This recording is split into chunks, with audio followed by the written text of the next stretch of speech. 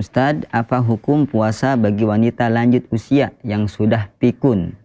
Ya, wanita yang lanjut usia yang sudah pikun, maka ini perlu perincian lagi sebenarnya.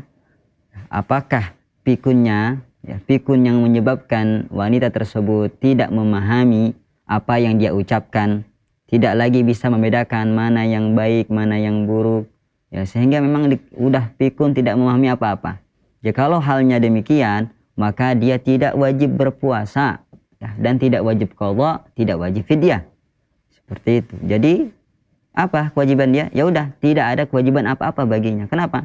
Karena kita tahu syarat sah puasa adalah berakal, dan wanita lanjut usia yang sudah pikun dihukumi tidak berakal.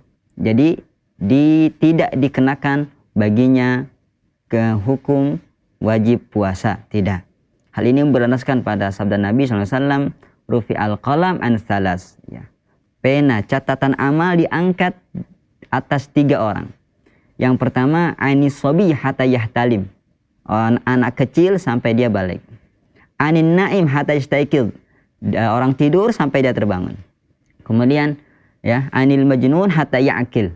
Orang yang gila sampai dia sadar, ya, sembuh dari gilanya. Kemudian ada tambahan dari riwayat lain, wal kharif, ya, dari orang yang pikun juga. Jadi orang pikun diangkat kewajiban hukum atas dirinya, ya, dalam hal ini adalah puasa Ramadan. Jadi tidak wajib untuk puasa.